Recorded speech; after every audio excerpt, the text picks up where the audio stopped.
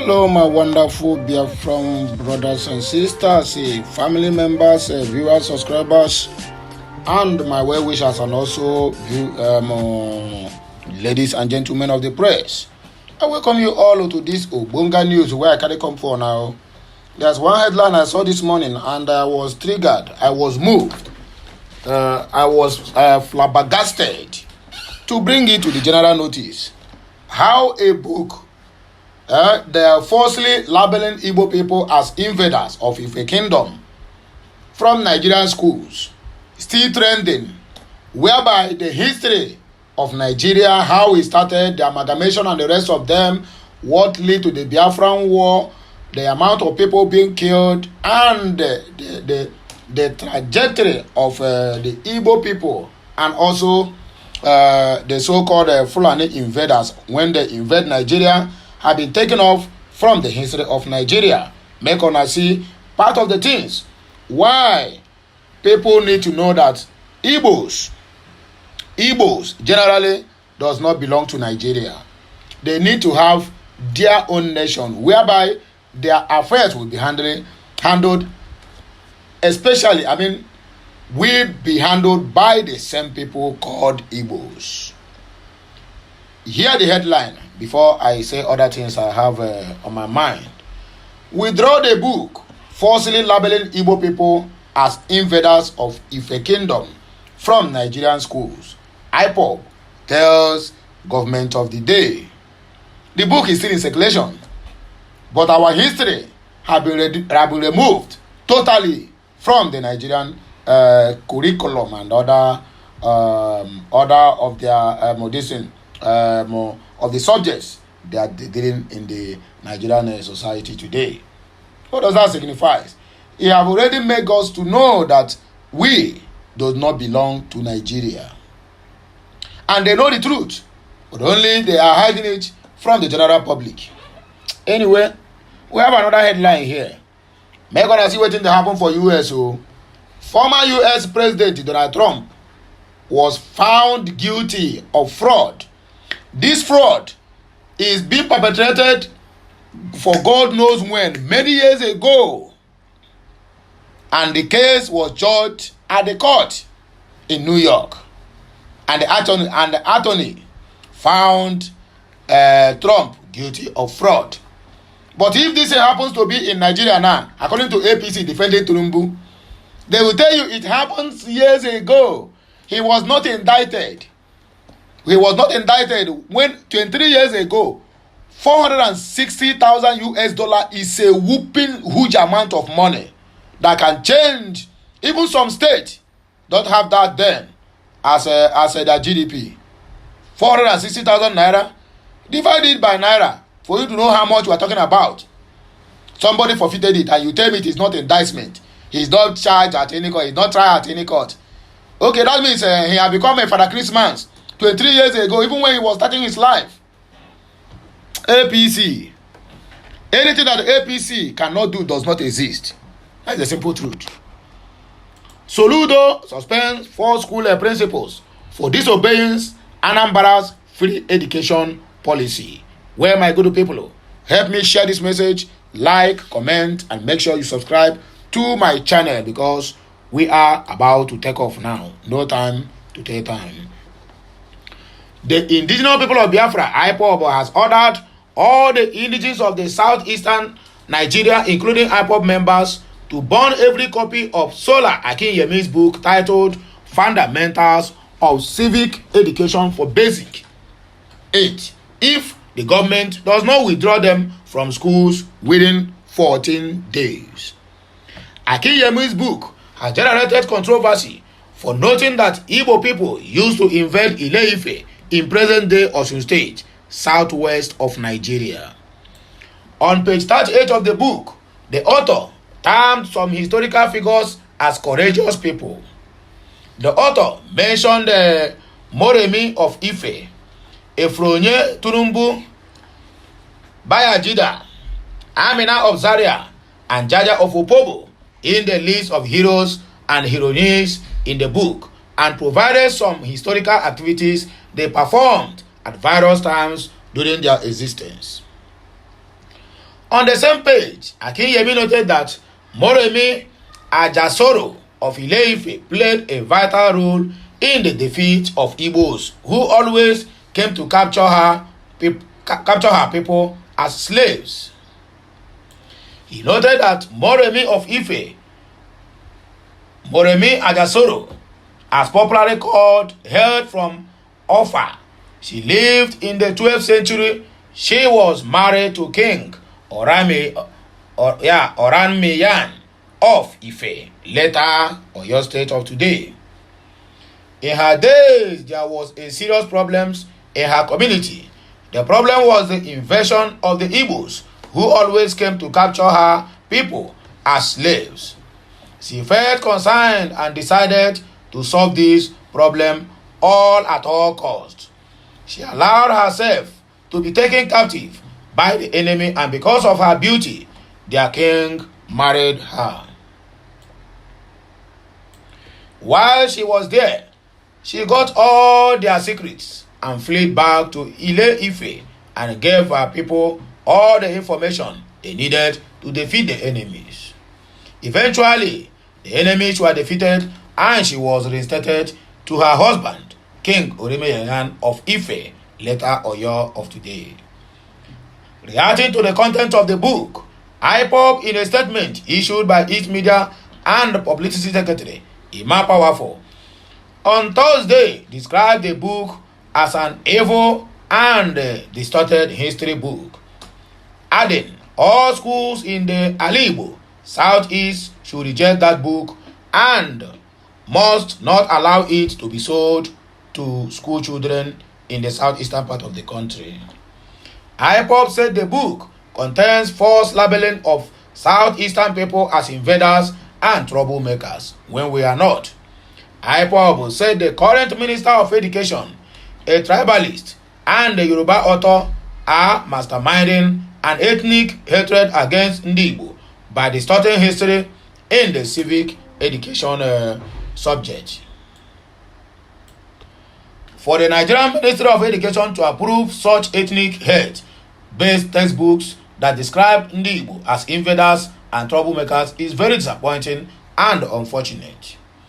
In the history of Nigeria, there is no record that Ndigbo has invaded nor attempted to conquer any other tribe now or in the past.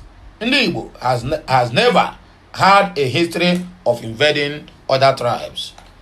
But because of hatred against the Igbo tribe, the Ministry of Education, under the leadership of Yoruba cabals, have introduced a book in primary school describing Ndigbo as troublemakers and invaders. This is not only wicked but also a brainwash non-Igbo children to hate Ndigbo. We demand the removal of such distorted history books from Nigerian schools. We equally demand that the Ministry of Education and the author of that book organize a public debate and lecture Nigerians and the world on this false history of Igbo's invasion of Ife kingdom in those days. More so, we demand that educators, the State Ministry of Education, headmasters and headmistresses and proprietors of Igbo extraction lead a petition to demand the removal of this ethnic hate-based book from the education curriculum. In the event that the government of Nigeria and her education ministry refuse to remove the book from all their schools, then Ndigbo will abolish such an evil book from schools in the eastern region. At the expiration of 14 days from the release of this press statement, if the government does not withdraw the treacherous book titled Fundamentals of Civic Education for Basic Age, JSS 2, authored by traitor Sola Akinyemi, we order Ndigbo, both young and old, big and small, to locate the books in our region, the eastern region, and burn them all. Again, every IPOB member must help search for this evil and distorted history book and burn every copy found. All schools in the Alibo should reject that book and must not allow it to be sold to school children. Igbo parents, everywhere in Nigeria must not buy such books that seeks us against other tribes. In fact, we call on the Igbo to reject every book that is authorized by Sola Akiyemi. All his books should be burned anywhere they are found in the southeast. In another development, Donald Trump, former US president, was found guilty of fraud in the years gone by. Former United States President Donald Trump and his family business were found liable for fraud on Tuesday by a New York judge in the state. Attorney General Letitia James civil lawsuit accusing the former president of illegally inflating his assets and net worth. The decision was issued by the Justice Arthur Engoron of the New York State Court in Manhattan, according to the Reuters. James sued Trump in September 2022, accusing him and the Trump Organization of lying for a decade about assets, values, and his net worth to get better terms on bank loans and insurance. She has said Trump inflated his net worth by as much as $2.23 billion and by one measure as much as $3.6 billion on annual financial statements given to the banks and insurers. The Attorney General has said assets whose values were inflated include Trump's Mar-a-Lago estate in Florida, his penthouse apartment in Manhattan's Trump Tower, and various office buildings and golf courses, according to the news. Lawyers for Trump and the other defendants did not immediately respond to request for comment. Engoron said James had established liability for false valuations of several properties, including Mar-a-Lago and the penthouse, and chided Trump for offering defenses in a disposition that were wholly without basis in law or fact. He claimed that if the values of the property have gone up in the years since the financial statements were submitted, then the numbers were not inflated at that time, Engoron wrote. He also seems to imply that the numbers cannot be inflated because he could find a buyer from Saudi Arabia to pay any price he suggests. A trial is scheduled for October 2 and could last well into December of 2023. All this is to make sure that the crippled Trump coming 2024 election. We know about all these things. Governor Chukwuma Charles Mgbafu Soludo of Anambra State has ordered the suspension of 4 school principals in the state for disobeying the free education policy of the state government. The public relations officer of the state Minister of Education, Nnaemeka Egwuonwu, disclosed this in a statement on Tuesday. According to Egwuonwu, the sanction was announced by the Commissioner for Education, Prof. Ngozi Chuma Ude. The statement reads, Soludo has stepped down 4 school principals for non-compliance to the solution free education policy of Anambra State government. The principals of Washington Memorial Grammar School, Onitsha, Nkem Nkechi, Kenneth Dike Secondary School, Oka, Onwura Catherine, New Era Secondary School, Onitsha, Dr. Cordelia Okonkwo, and Prince Memorial High School, Onitsha, Amaka Ubaka, all female, were alleged to have acted in contravention of the solution policy on free education in the state. The stepping down of the principals was announced by the Commissioner for Education, Prof. Ngozi Chuma Ude. The commissioner stated that a committee has been constituted to investigate the activities of the affected principals. She further stated that if found culpable, the principals would be made to refund the amount they collected.